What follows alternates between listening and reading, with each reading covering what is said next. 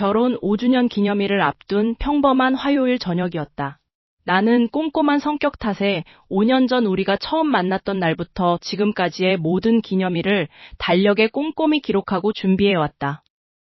이번에도 예외는 아니었다. 아내가 평소에 지나가는 말로 갖고 싶다고 했던 명품 가방을 몇 달 전부터 미리 주문해 두었고, 우리 둘이 처음 데이트했던 레스토랑의 창가 자리를 한 달 전에 겨우 예약했다. 나는 퇴근길에 아내가 좋아하는 꽃집에 들러 그녀가 가장 사랑하는 튤립 다발을 샀다. 꽃향기가 차 안에 가득 퍼지자 아내와 함께 보낼 저녁 시간이 벌써부터 기다려졌다. 현관문을 열고 들어서자 집안은 묘하게 고요했다. 평소라면 TV 소리가 흘러나오거나 덜렁거리는 아내가 뭔가를 떨어뜨리는 소리가 났을 텐데 말이다. 여보, 나왔어. 내 목소리가 허공에 흩어졌다. 거실에는 불이 꺼져 있었고 대신 주방 쪽에서 은은한 조명빛이 새어나오고 있었다. 나는 조심스럽게 구두를 벗고 안으로 들어섰다. 혹시나 아내가 나를 놀라게 해주려고 깜짝 파티라도 준비하고 있는 건 아닐까 하는 설레는 마음이 들었다. 하지만 그 설렘은 주방에서 들려오는 낯선 소리에 산산조각 났다. 두 사람의 웃음소리였다. 아내의 웃음소리, 그리고 처음 듣는 남자의 저음 섞인 웃음소리가 섞여 있었다. 식탁 위에는 와인잔 2개가 놓여 있었고 촛불이 일렁이고 있었다. 나는 거실 바닥에 멈춰섰다. 내 발걸음 소리를 듣지 못한 건지 아니면 두 사람의 대화에 너무 몰입한 건지 주방의 공기는 뜨겁게 달아올라 있었다. 이번 프로젝트 끝나면 진짜 우리 둘만 어디론가 떠나자. 이 답답한 생활 다 접어두고. 아내의 목소리였다. 평소 나에게는 피곤하다, 정신없다며 대충 대꾸하던 그녀의 목소리가 아니었다. 애교가 뚝뚝 떨어지는 내가 한 번도 들어보지 못한 다정하고 나른한 톤이었다. 그럼요. 당신 남편은 둔해서 이런 거 눈치도 못 챌 텐데 뭐가 걱정이야. 이어 들려온 건 뻔뻔하기 그지없는 남자, 아내의 동료였다. 나는 온몸의 피가 차갑게 식는 것을 느꼈다. 심장이 입 밖으로 튀어나올 것처럼 쿵쾅거렸고 손에 든 튤립 다발이 구겨지는지도 모른 채 나는 그대로 얼어붙었다. 꼼꼼한 내 성격상 아내가 최근 들어 잦아진 야근과 연락 두절이 이런 이유였다는 사실을 깨닫는 데는 그리 오랜 시간이 걸리지 않았다. 내 모든 계획과 정성이 한순간에 쓰레기통에 처박힌 기분이었다. 나는 조용히 거실 조명을 켰다. 탁 소리와 함께 주방의 불빛과 거실의 조명이 섞였다. 식탁에 앉아 와인을 마시던 두 사람의 시선이 일제히 나를 향했다. 아내의 얼굴은 순식간에 하얗게 질려버렸고 옆에 앉아있던 동료라는 작자는 놀라는 기색조차 없이 천천히 와인잔을 내려놓았다. 그는 오히려 나를 빤히 쳐다보며 비릿한 웃음을 지어 보였다. 그 뻔뻔한 눈빛에 나는 참았던 숨을 내뱉었다. 이제 어떻게 해야 할까? 여기서 소리를 질러야 할까? 아니면 이 상황을 어떻게든 논리적으로 따져 물어야 할까? 나는 한 걸음씩 천천히 그들에게 다가갔다. 아내의 퇴근 시간은 언제나 일정했다. 저녁 7시. 하지만 그날따라 그녀는 8시가 넘도록 돌아오지 않았다. 평소라면 늦는다는 메시지 한 통쯤은 남겼을 텐데 휴대전화 화면은 고요했다. 나는 식탁 위에 차갑게 식어버린 찌개를 보며 묘한 불안감을 느꼈다. 꼼꼼한 성격 탓인지 사소한 일상의 균열조차 내 신경을 예민하게 갉아먹었다. 결국 참지 못하고 아내에게 전화를 걸었다. 신호음이 5번, 6번 울려도 받지 않았다. 7번째 신호음이 멈추고 나서야 수화기 너머로 익숙한 소음이 들려왔다. 시끄러운 술집의 웅성거림, 그리고 낯선 웃음소리. 여보, 어디야? 지금 시간이 몇 시인데 아직 안 들어와. 자기야, 미안. 갑자기 부서회식이 잡혀서 말이야. 정신이 없어서 연락하는 걸 깜빡했어. 아내의 목소리는 지나치게 밝았다. 하지만 그 배경음 사이로 희미하게 들려오는 남자의 웃음소리가 내 뇌리에 날카롭게 박혔다. 단순히 부서회식이라면 느끼지 못했을 위화감. 나는 무의식적으로 식탁 모서리를 꽉 쥐었다. 회식? 오늘 금요일도 아닌데? 갑자기 잡힌 거라니까. 아, 지금 팀장님이 부르셔서 나중에 들어가서 이야기하자. 끊어. 뚝! 하고 전화가 끊겼다. 나는 한참 동안 핸드폰을 내려다보았다. 불길한 예감은 왜 이렇게 항상 적중하는 걸까? 나는 옷걸이에 걸린 재킷을 챙겨 입고 밖으로 나섰다. 평소라면 아내를 믿고 기다렸을 테지만 그날은 내 안에 무언가가 고장난 것처럼 멈출 수 없었다. 아내가 다니는 회사는 집에서 그리 멀지 않았다. 회사 근처 술집 거리는 주말을 앞둔 사람들로 북적였다. 나는 숨을 죽이고 평소 아내가 자주 말했던 팀 동료들과 모인다는 그 술집들을 하나하나 훑기 시작했다. 골목 끝자락, 조명이 어두침침한 어느 이자카야 앞을 지나던 순간 창가 자리에 앉아있는 익숙한 실루엣이 보였다. 아내였다. 그리고 그녀의 맞은편에는 직장 동료인 강대리가 앉아 있었다. 그들은 단순히 업무 이야기를 나누는 사이가 아니었다. 강대리는 아내의 손을 자연스럽게 덮고 있었고 아내는 그 손을 뿌리치기는커녕 수줍게 웃고 있었다. 마치 10대 시절 연애를 하듯 세상에 둘밖에 없다는 표정으로 서로를 응시하고 있었다. 내 심장이 바닥으로 곤두박질 치는 기분이었다. 분노보다 먼저 찾아온 것은 지독한 배신감과 허탈함이었다. 나는 그 자리에 얼어붙은 듯 서 있었다. 다가가서 당장이라도 유리창을 깨고 들어가 소리를 지르고 싶었지만 내 이성은 나를 붙잡았다. 아니, 지금 당장 무작정 들이닥치는 것보다는 확실한 증거가 필요했다. 나는 몰래 그들의 뒷모습을 사진으로 남겼다. 손이 떨려 화면이 흐릿하게 찍혔지만 충분했다.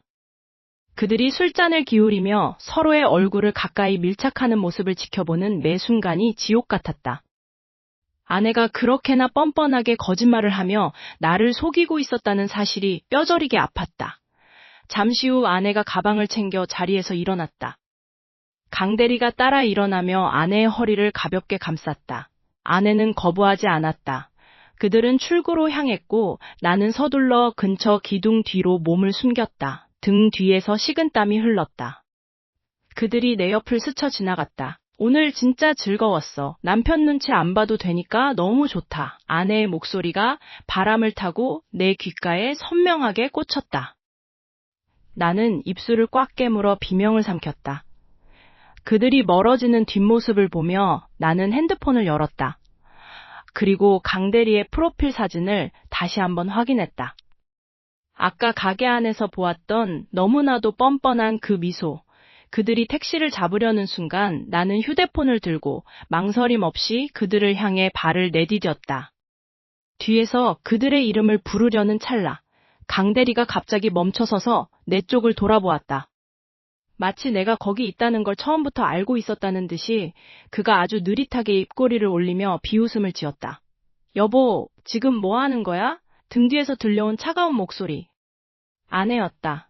그녀는 이미 나를 발견하고 뒤를 돌아보고 있었다. 나는 굳어버린 채 휴대폰을 든 손을 내리지도 올리지도 못한 채 그들과 마주하고 말았다. 이제 이 연극의 막을 내려야 할 시간이었다. 그날따라 유난히 퇴근길의 공기가 차갑게 느껴졌다. 아내의 외도를 확인한 후로 내 세상은 모든 감각이 예민해져 있었다. 평소라면 그냥 지나쳤을 사소한 풍경들조차 지금은 기괴한 단서처럼 보였다. 나는 아내의 휴대폰을 몰래 확인한 뒤 그놈 김대리의 연락처를 내 휴대폰에 저장해 두었다. 그놈의 카톡 프로필 사진 속에서 웃고 있는 모습을 보자 속에서 무언가 울컥하며 치밀어 올랐다. 집에 도착해 현관문을 열자 익숙한 향수 냄새가 났다. 하지만 오늘따라 그 향기가 유독 역하게 느껴졌다. 아내는 평소처럼 아무 일 없었다는 듯 거실에서 TV를 보며 웃고 있었다. 나는 꼼꼼한 내 성격 탓에 늘 아내의 행동 하나하나를 주시해왔다. 그녀가 냉장고에서 물을 꺼낼 때의 미세한 손떨림, TV 화면을 보면서도 초점이 맞지 않는 멍한 눈빛, 그리고 휴대폰 알림이 울릴 때마다 반사적으로 낚아채는 그 손놀림까지. 모든 것이 의심스러웠다. 오늘 회사에서 좀 늦었네? 고생했어. 아내가 나를 보며 생긋 웃었다. 평소라면 그 웃음에 안도했을 내가 지금은 소름이 돋아 팔을 비벼야 했다. 저 입술이 오늘 낮에는 누구의 이름을 불렀을까? 나는 애써 아무렇지 않은 척 소파에 앉아 캔맥주를 땄다. 좀 바빴어. 당신은 오늘 뭐 했어? 나의 질문에 아내는 잠시 멈칫했다. 0.5초 정도의 짧은 정적. 하지만 그 짧은 찰나가 나에게는 영겁의 시간처럼 길게 느껴졌다. 그냥 친구 만나서 점심 먹고 쇼핑 좀 했지. 왜 갑자기 그래? 뻔뻔함의 극치였다. 내 휴대폰에 저장된 블랙박스 영상 속에서 그녀가 친구를 만난다고 했던 시간에 그놈과 모텔 주차장에 들어가는 것을 이미 내 눈으로 확인했는데 나는 속으로 수천 번 욕설을 내뱉으며 맥주캔을 꽉 쥐었다. 손끝이 하얗게 질려갔다. 밤이 깊어지고 아내가 먼저 잠들었다. 나는 거실에 홀로 앉아 그놈 김대리의 SNS를 뒤졌다. 공공연하게 올린 듯한 게시물들 사이에서 익숙한 배경이 보였다. 아내가 지난달에 다녀왔다던 그 여행지의 맛집 사진. 배경에 찍힌 아내의 스카프 끝자락을 확인하는 순간 내 머릿속에서 무언가 툭 하고 끊어지는 소리가 들렸다. 증거는 충분했다. 하지만 나는 아직 더 깊은 곳을 파헤쳐야 했다. 이들이 어디까지 가는지, 얼마나 더 나를 기만할 수 있는지 내 눈으로 똑똑히 봐야 했다. 나는 떨리는 손으로 김대리에게 메시지를 보낼까 고민하다가 생각을 바꾸었다. 직접 대면하는 것. 그놈의 뻔뻔한 얼굴을 내 눈앞에서 부수어버리고 싶다는 충동이 강하게 일었다. 나는 내일 회사로 찾아가기로 마음먹었다. 정면 돌파. 내 꼼꼼함은 이제 이 가정을 지키는 것이 아니라 이 추악한 진실을 파괴하는 데 쓰일 것이다. 다음 날 아침 아내는 평소처럼 나를 배웅했다. 문이 닫히는 소리를 뒤로하고 나는 엘리베이터를 기다렸다. 거울에 비친 내 모습은 초췌하기 그지없었다. 하지만 눈빛만큼은 어느 때보다 또렷했다. 회사 로비에 도착했을 때 나는 심장이 터질 것 같았다. 저 멀리서 김 대리가 탕비실에서 커피를 타서 나오는 모습이 보였다. 그놈은 밝게 웃으며 누군가와 통화하고 있었다. 나는 천천히 그러나 거침없이 그놈의 앞을 막아섰다. 내 발걸음 소리에 고개를 든 김대리의 눈이 커졌다. 대리님? 여기는 웬일이세요? 놈의 목소리에 담긴 가벼움이 나를 더 자극했다. 나는 천천히 휴대폰을 꺼내 어젯밤 캡처해둔 그들의 은밀한 대화 내역을 화면에 띄웠다. 놈의 얼굴에서 핏기가 서서히 가시는 것을 지켜보며 나는 나직하게 입을 열었다. 할 말이 좀 있어서 왔네. 김대리, 아니 그 사람 말이야. 그 순간 내 뒤에서 들려오지 말아야 할 목소리가 들려왔다. 여보, 여기서 뭐해? 심장이 덜컥 내려앉았다. 돌아본 곳에는 하얗게 질린 얼굴로 나를 바라보는 아내가 서 있었다. 그녀의 손에는 내 업무용 폰이 들려 있었다. 어떻게 내 비밀번호를 알고 열었는지 묻기도 전에 그녀의 눈이 놈의 휴대폰 화면과 내 휴대폰 화면을 번갈아 보았다. 셋 사이에는 정적이 흘렀다. 이 좁은 복도에서 내 인생이 완전히 무너져 내리는 소리가 들리는 듯 했다. 이제 우리는 어떻게 되는 걸까? 모든 것이 파국을 향해 달려가고 있었다. 아내의 핸드폰은 평소처럼 식탁 위에 아무렇게나 놓여 있었다. 평소라면 거들떠보지도 않았을 그 작은 기계가 오늘따라 내 눈에는 시한폭탄처럼 보였다. 꼼꼼한 내 성격상 아내의 일거수일투족이 조금이라도 어긋나면 금방 알아채곤 했다. 하지만 이번에는 달랐다. 심증만 있을 뿐 물증이 없었다. 나는 떨리는 손으로 물 한 잔을 들이켰다. 주방의 정적 속에서 냉장고 돌아가는 소리마저 날카로운 톱날처럼 귓가를 긁어댔다. 아내가 샤워를 하러 들어간 직후였다. 나는 마치 도둑처럼 조용히 식탁으로 다가갔다. 액정이 켜지는 순간 심장이 입 밖으로 튀어나올 것 같았다. 비밀번호는 우리의 결혼기념일이었다. 아직도 그 숫자를 사용한다는 사실이 아이러니하게 느껴졌다. 잠금이 풀리고 나는 숨을 멈춘 채 카카오톡 아이콘을 눌렀다. 그리고 곧장 그놈과의 대화창을 찾았다. 이름은 평범한 거래처 동료의 이름으로 저장되어 있었다. 하지만 대화 내용은 전혀 평범하지 않았다. 오늘 밤에 봐. 남편은 늦을 거야. 그 메시지 옆에 찍힌 하트 이모티콘이 내 시야를 붉게 물들였다. 손끝이 파르르 떨렸다. 이건 시작에 불과했다. 더 아래로 내려갈수록 나는 알지 못했던 아내의 다른 얼굴들이 쏟아져 나왔다. 우리가 함께 보냈던 주말, 나는 아내가 피곤해서 낮잠을 자는 줄 알았던 그 시간들마다 그들은 은밀하게 장소를 정하고 만남을 즐기고 있었다. 구체적인 호텔 이름, 시간, 그리고 나에 대한 조롱 섞인 대화들까지 꼼꼼하게 일상을 기록하던 내가 정작 내 가정의 붕괴는 전혀 눈치채지 못했다는 사실이 뼈저리게 아파왔다. 욕실에서 물소리가 멈췄다. 나는 황급히 핸드폰을 원래 있던 자리에 내려놓고 거실 소파로 달려가 앉았다. 심장 박동 소리가 고막을 울렸다. 문고리가 돌아가는 소리가 유난히 크게 들렸다. 아내는 아무 일 없었다는 듯 머리카락에서 물기를 뚝뚝 흘리며 거실로 나왔다. 자기야, 뭐해? 왜 이렇게 멍하니 앉아있어? 아내의 목소리는 평소처럼 다정했지만 방금 읽은 메시지 속의 차가운 단어들이 겹쳐 보였다. 나는 애써 입꼬리를 올리며 웃어 보였다. 얼굴 근육이 비명을 지르는 것 같았다.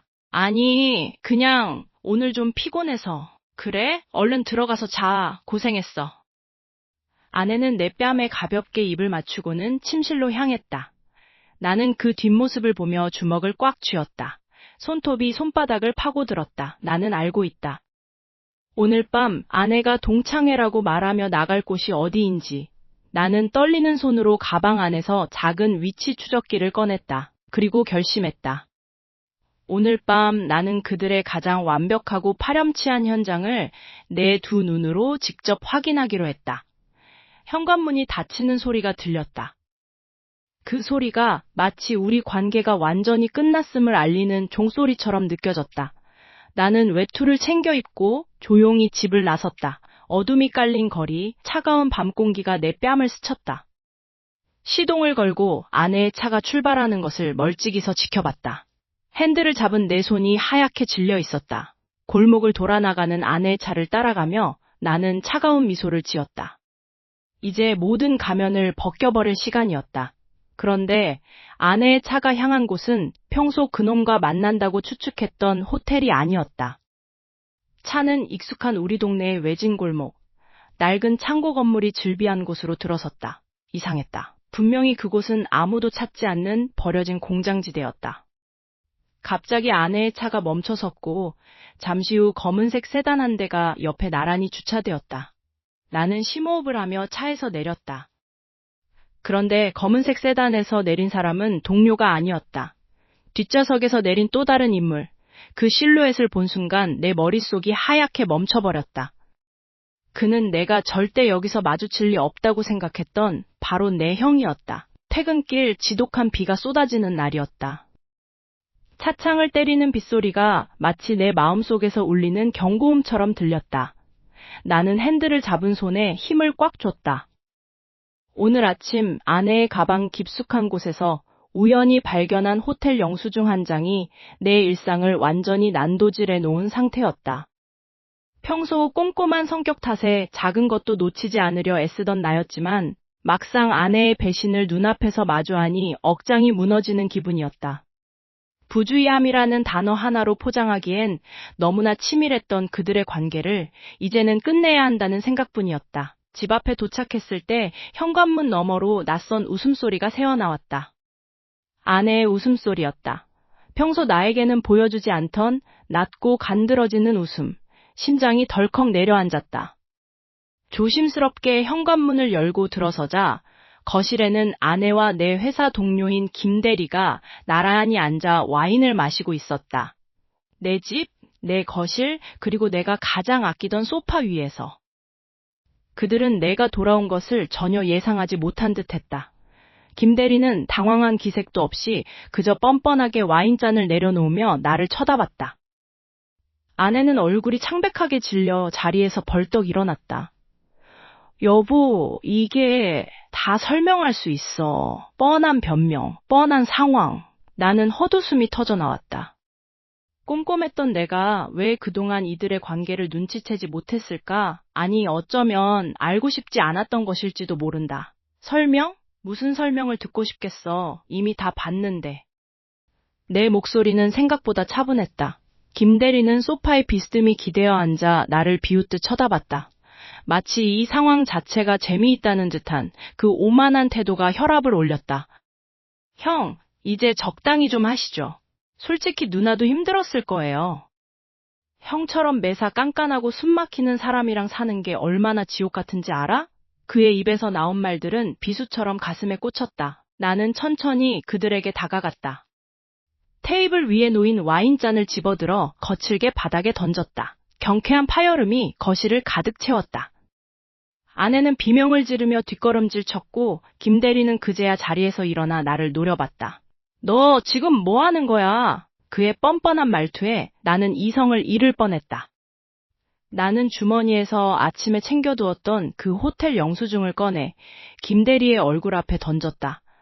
하얀 종이가 그의 뺨을 스치고 바닥으로 떨어졌다. 영수증에는 날짜, 시간, 그리고 그들이 사용했던 방 번호까지 명확히 적혀 있었다. 아내는 바닥에 떨어진 영수증을 보더니 얼굴이 하얗게 질려 주저앉았다. 이게 다야?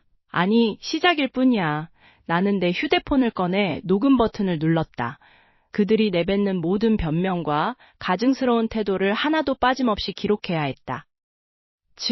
증거가 필요했다. 감정적인 대응은 아무런 도움이 되지 않는다는 것을 꼼꼼한 내 성격이 끊임없이 속삭이고 있었다. 김대리, 너는 회사에서 보자. 아니, 당신은 지금 당장 여기서 나가. 더 이상 내 눈앞에서 보고 싶지 않아. 하지만 김대리는 비릿한 미소를 지으며 나에게 한 걸음 다가왔다. 그는 내 귓가에 낮게 속삭였다. 형이 모르는 게 있는데 우리가 단순히 놀기만 했을까? 형이 생각하는 것보다 형의 인생은 훨씬 더 깊게 망가져 있어. 지금 당장 서류부터 확인해 보는 게 좋을 거야. 그의 말에 순간 등골이 서늘해졌다. 그가 말하는 서류란 대체 무엇을 의미하는 것일까? 설마 회사의 기밀 자료나 혹은 우리 집의 재산권과 관련된 무언가인가? 머릿속이 복잡해지는 와중에 김대리는 다시 한번 기괴하게 웃으며 아내를 힐끗 쳐다보았다. 아내는 울먹이며 내 옷자락을 잡으려 했지만 나는 그녀를 밀쳐냈다. 그때 집안의 전화기가 울렸다. 늦은 밤, 정막을 깨는 벨소리가 불길하게 느껴졌다. 수화기를 들기 전 나는 멈칫했다. 이 전화가 어쩌면 나의 모든 것을 뒤흔들 최후의 통첩일지도 모른다는 예감이 들었기 때문이다. 나는 떨리는 손으로 수화기를 귀에 가져다 댔다. 여보세요? 상대방은 아무런 말이 없었다. 그저 거친 숨소리만이 들려올 뿐이었다. 그때였다. 수화기 너머로 익숙하면서도 소름 끼치는 목소리가 흘러나왔다. 정말 궁금해? 너의 아내가 그동안 너 몰래 누구와 연락을 주고받았는지. 나는 굳어버렸다. 대체 어디까지가 그들의 계획이고 나는 어디까지 속고 있었던 것일까? 이제 정말 돌이킬 수 없는 강을 건너고 있었다. 어떻게 나한테 이럴 수가 있을까? 손이 벌벌 떨려서 휴대폰을 쥔 손기에 힘이 들어가지 않았다. 아내가 샤워실로 들어간 사이 식탁 위에 무심코 놓여있던 그녀의 휴대폰 화면이 반짝였다. 평소라면 남의 사생활이라며 넘겼겠지만 그날따라 화면에 스친 이름이 내 심장을 덜컥 내려앉게 만들었다. 바로 아내의 직장 동료이자 얼마 전 집안일로 몇 번 마주쳤던 그 녀석이었다. 화면에 뜬 메시지는 차마 눈을 두고 읽기조차 처참한 내용들이었다. 오늘 자기도 너무 예뻤어. 남편 눈치 보지 말고 내일 또 보자는 말. 심장이 미친 듯이 뛰기 시작했다. 쿵쾅거리는 소리가 귓가에 가득 차서 정신을 차릴 수가 없었다. 그동안 아내가 보여줬던 그 부주의하고 나사 하나 빠진 듯한 행동들이 전부 나를 속이기 위한 연극이었나 싶어 온몸에 피가 거꾸로 솟는 기분이었다. 평소 꼼꼼한 성격 탓에 아내의 작은 변화도 놓치지 않으려 했던 내가 왜 정작 가장 중요한 이 배신을 눈치채지 못했을까? 스스로에 대한 분노와 아내에 대한 배신감이 머릿속에서 뒤엉켜 폭발할 것 같았다. 나는 애써 떨리는 숨을 몰아쉬며 상간남의 프로필을 확인했다.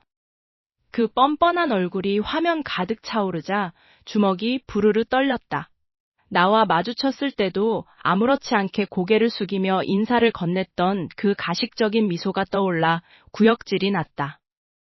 오빠, 왜 그래? 어디 아파? 샤워를 마치고 수건으로 머리를 털며 나오는 아내의 목소리가 들렸다. 아무것도 모른다는 듯 맑은 눈망울로 나를 바라보는 그 얼굴이 지금 이 순간만큼은 세상에서 가장 낯설고 무섭게 느껴졌다. 나는 휴대폰을 그대로 식탁 위에 내려놓고 아내의 눈을 똑바로 응시했다. 목구멍까지 차오른 분노를 꾹꾹 눌러 담으며 물었다. 이게 다 뭐야? 내 목소리는 평소와 다르게 낮고 싸늘하게 가라앉아 있었다. 아내는 내 시선을 피하며 식탁 위에 휴대폰으로 눈길을 돌렸다. 그리고 순간 아내의 얼굴이 걷잡을 수 없이 하얗게 질려가는 것이 보였다. 입술을 파르르 떨며 어쩔 줄 몰라 하는 아내를 보며 나는 이것이 꿈이 아닌 잔인한 현실임을 다시 한번 뼈저리게 깨달았다. 설명해봐. 네가 나한테 한 짓들, 그리고 이 자식이 보낸 메시지들, 전부 다. 아내는 아무 말도 하지 못한 채 고개를 숙였다. 거실을 채운 무거운 침묵 속에서 내 심장 소리만이 시계 초침처럼 날카롭게 방안을 울렸다. 손끝이 차갑게 식어가는 와중에 아내의 휴대폰이 다시 한번 진동했다. 이번에는 메시지가 아니라 바로 그 뻔뻔한 녀석에게서 걸려온 전화였다. 화면에 선명하게 뜨는 그의 이름을 바라보는 내 눈빛이 걷잡을 수 없이 흔들렸다. 시선이 얽힌 순간 나는 망설임 없이 통화 버튼으로 손가락을 움직였다. 7장. 가면이 벗겨지는 순간 그날 밤 아내의 가방 속에 들어있던 낡은 다이어리를 발견한 것은 순전히 우연이었다. 평소 꼼꼼한 성격 탓에 아내의 물건에 손을 대는 일은 거의 없었지만 거실 바닥에 굴러다니던 가방이 하필 내 발에 걸려 내용물이 쏟아진 것이 화근이었다. 쏟아진 물건들 사이로 낯선 다이어리 하나가 보였다. 평소 아내가 쓰던 것과는 전혀 다른 겉지가 다해진 낡은 수첩. 호기심에 펼친 첫 페이지. 나는 내 눈을 의심할 수밖에 없었다. 이게 도대체 뭐야? 손이 미세하게 떨렸다. 다이어리 안에는 날짜별로 빼곡하게 적힌 장소와 시간, 그리고 암호 같은 글귀들이 적혀 있었다. 오후 7시 304호, 우리의 비밀 아지트. 그 글씨체는 분명 아내의 것이 맞았다. 하지만 그 옆에 적힌 상대방의 이니셜 K는 내 회사의 동료, 그 뻔뻔한 녀석의 이름과 정확히 일치했다. 심장이 터질 것 같았다. 꼼꼼하게 정리된 기록들이 지난 몇 달간의 기만 행위를 적나라하게 증명하고 있었다. 내가 집에서 따뜻한 저녁을 준비하며 아내를 기다릴 때 그들은 호텔방에서 웃고 떠들며 나를 비웃고 있었던 것이다. 거실에 혼자 앉아 다이어리를 읽어내려가는 동안 창밖으로는 비가 내리기 시작했다. 빗소리가 유난히 크게 들렸다. 매 페이지마다 배신감이 층층이 쌓여 내 가슴을 짓눌렀다. 아내의 부주의함이 이런 식으로 드러날 줄이야. 그녀는 이 수첩을 왜 버리지 않았던 걸까?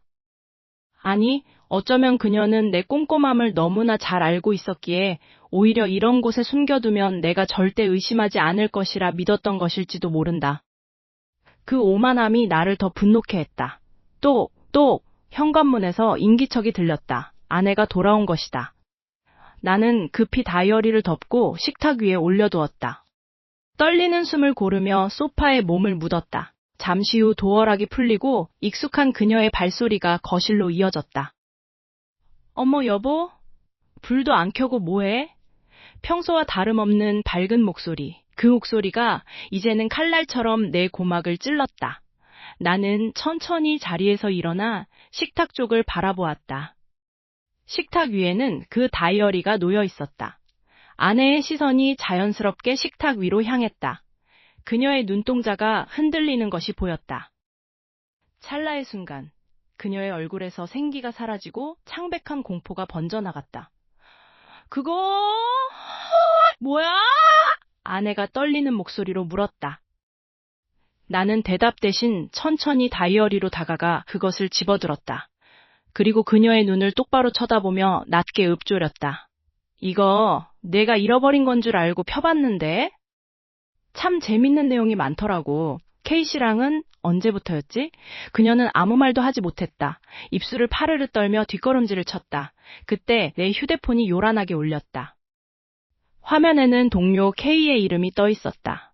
이 시간에 무슨 일일까? 아내의 시선이 내 휴대폰으로 향했다. 나는 비릿한 웃음을 지으며 통화 버튼을 눌렀다. 스피커폰으로 바꾸자 전화기 너머에서 뻔뻔하기 짝이 없는 녀석의 목소리가 들려왔다. 어이, 친구. 내일 프로젝트 건으로 잠깐 볼 수 있을까? 그리고 내 부탁 하나만 더 들어주면 안 될까? 나는 아내를 바라보며 천천히 입을 열었다. 그래, 어디서 볼까? 내가 제일 좋아하는 그곳으로 갈까? 전화기 너머의 침묵. 아내의 얼굴이 순식간에 절망으로 물들었다. 나는 이제 이 연극을 끝낼 준비가 되었다. 하지만 전화기 너머에서 들려온 다음 말에 나는 얼어붙고 말았다. 너 그 다이어리 어디까지 읽었어? 그날 밤 서재에 앉아 노트북을 켜놓고도 나는 한 글자도 입력할 수 없었다. 머릿속에서는 낮에 보았던 아내와 그놈의 모습이 영화 필름처럼 끊임없이 재생되고 있었다. 그놈은 내 아내의 어깨를 감싸쥐고 있었고 아내는 그 손길을 거부하기는커녕 오히려 그에게 몸을 바짝 밀착하고 있었다. 그 장면이 너무도 생생해서 속이 뒤틀리고 구역질이 올라왔다. 나는 꼼꼼한 성격 탓에 평소라면 서류 하나를 검토할 때도 오타 하나 용납하지 않는 사람이었지만 지금은 내 인생이라는 가장 중요한 서류에 치명적인 오점이 찍혔다는 사실을 부정하고 싶었다. 아내는 거실에서 태연하게 TV를 보고 있었다. 특유의 부주의함은 여전했다. 그녀가 흘린 과자 부스러기가 카페 뒤에 굴러다니고 있었고 찻잔은 쟁반 밖으로 반쯤 튀어나와 있었다. 평소라면 내가 조용히 다가가 잔을 바로잡아주고 부스러기를 치웠겠지만 오늘은 그럴 마음이 전혀 들지 않았다. 나는 자리에서 일어나 거실로 나갔다. 등 뒤로 서늘한 기운이 맴돌았다. 오늘따라 일찍 들어왔네? 웬일이야? 아내는 TV 화면에서 눈도 떼지 않은 채 무심하게 물었다. 그 말투, 그 태도, 모든 것이 가식처럼 느껴졌다. 나는 그녀의 옆 소파에 털썩 앉았다. 그녀가 움찔하며 나를 쳐다봤다. 나는 그녀의 눈을 똑바로 응시했다. 당황한 기색이 역력했다. 하지만 그녀는 금세 표정을 다잡으며 짐짓 아무 일도 없다는 듯 미소 지었다. 당신, 낮에 회사 근처에 갔었어? 내 말에 아내의 동공이 미세하게 흔들렸다. 찰나의 순간이었지만 나는 놓치지 않았다. 그녀는 입술을 달싹이더니 금세 억지로 웃음을 지어 보였다. 회사 근처? 아니 왜? 바빠서 나갈 틈도 없었는데 갑자기 무슨 소리야? 뻔뻔함의 극치였다. 어떻게 그렇게 아무렇지도 않게 거짓말을 내뱉을 수 있는지 소름이 끼쳤다. 나는 주머니 속에 숨겨둔 그놈과 함께 찍힌 사진이 담긴 봉투를 만지작거렸다. 이 사진을 지금 당장 던져버리면 이 평화로운 거실은 순식간에 아수라장이 되겠지. 아니, 이미 아수라장인 건가? 그래? 내가 잘못 봤나 보네. 당신이랑 아주 닮은 사람이 어떤 남자랑 같이 있는 걸 봤거든. 분위기가 꽤 다정해 보이던데? 내 목소리는 낮고 건조했다. 아내는 억지 웃음을 유지하며 나를 빤히 바라봤다. 그녀의 눈가에 맺힌 작은 긴장감이 눈에 들어왔다. 그녀는 내 손을 잡으려 했지만 나는 반사적으로 피했다. 그 손길이 불쾌해서 견딜 수가 없었다. 당신 진짜 이상해. 낮부터 왜 그래? 나 오늘 하루 종일 집에만 있었어. 당신이 의심하는 거 정말 기분 나쁘다. 그녀의 목소리가 점점 높아졌다. 적반하장도 유분수지. 나는 참지 않고 자리에서 일어났다. 더 이상 이 가짜 같은 평화를 유지하고 싶지 않았다. 나는 사진 봉투를 테이블 위에 툭 던져놓았다. 봉투가 미끄러지며 소파 아래로 떨어졌지만 나는 줍지 않았다. 그럼 이게 뭔지 설명 좀 해봐. 집에만 있었다는 사람이 왜 점심시간에 그놈이랑 카페에 있었지? 당신이 좋아하는 그 동료 말이야. 아내의 얼굴이 순식간에 하얗게 질렸다. 그녀의 시선이 바닥에 떨어진 봉투로 향했다. 나는 숨을 깊게 들이마시고 그녀를 내려다보았다. 그녀가 입을 열려고 했지만 목소리가 나오지 않는 듯했다. 그때 내 휴대폰이 요란하게 울렸다. 화면에 뜬 발신자 이름을 확인한 순간 내 심장이 덜컥 내려앉았다. 그놈이었다. 이 밤중에 도대체 무슨 배짱으로 전화를 한 거지? 나는 떨리는 손으로 통화 버튼을 눌러 스피커폰으로 바꿨다.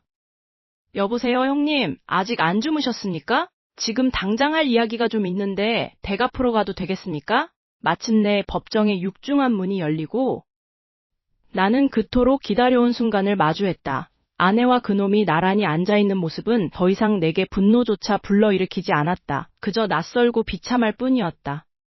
판사가 최종 판결문을 읽어 내려가는 동안 내 머릿속에는 지난 날들이 주마등처럼 스쳐 지나갔다.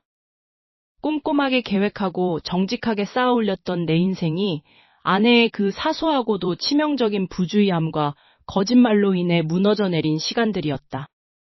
내 옆에 앉은 변호사는 작은 목소리로 승소를 확신한다고 속삭였지만 나는 대답하지 않았다. 그저 정면을 응시했다. 판결은 예상대로 흘러갔다.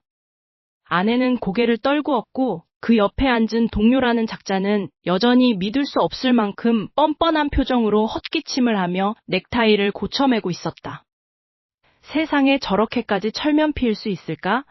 그는 법정이라는 엄숙한 공간조차 자신의 뻔뻔함으로 오염시키고 있는 것 같았다. 나는 주먹을 꽉 쥐었다. 손톱이 손바닥을 파고드는 고통이 현실을 자각하게 했다.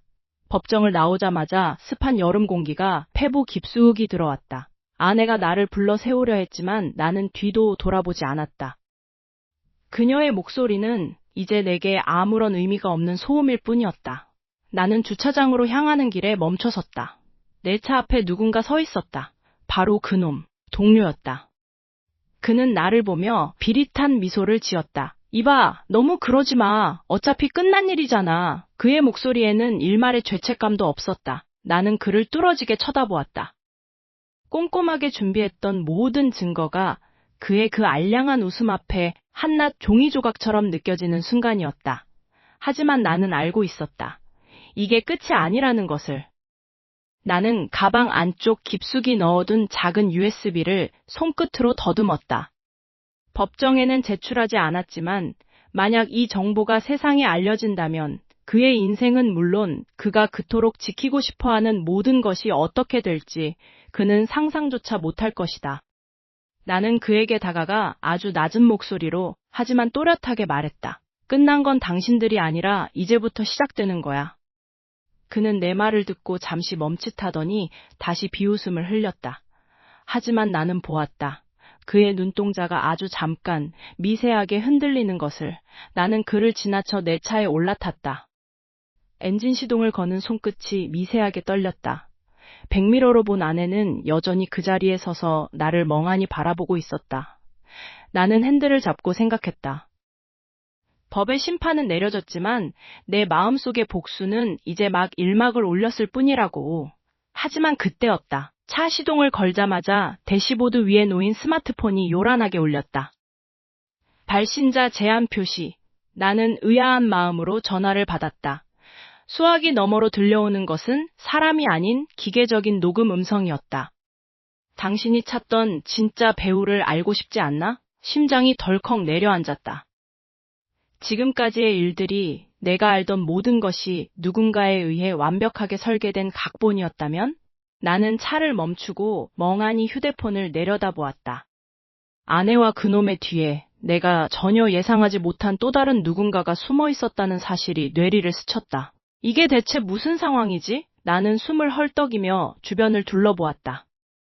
이 넓은 주차장에 아무도 없는데 누군가 나를 지켜보고 있다는 서늘한 감각이 등줄기를 타고 흘렀다. 그 순간 내 차 유리창을 누군가 두드렸다. 탁, 탁, 탁. 밖을 보니 그곳에는 내가 가장 신뢰했던, 절대 그럴 리 없다고 믿었던 인물이 서 있었다.